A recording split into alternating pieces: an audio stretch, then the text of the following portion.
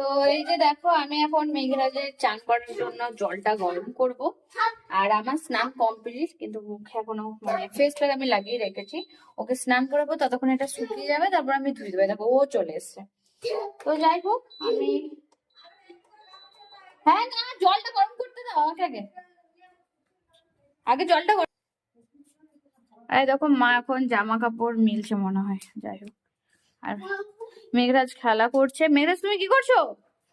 কি খেলা? হ্যাঁ, ভালো নয়। ও, অ্যাকচুয়ালি কি হয়েছে জানো তো, আমাদের চাল এনেছে বিদ্যুৎ, একদম মানে ভালো চাল, বড় দানা, কিন্তু চালটা একদমই ভালো নয়। চালটা কেমন গলে গলে যাচ্ছে, মানে এই যে মার ভাত যেমন হয় সেই রকম হয়ে যাচ্ছে। তো এই চালটা আজকে ফেরত দিতে যেতে হবে।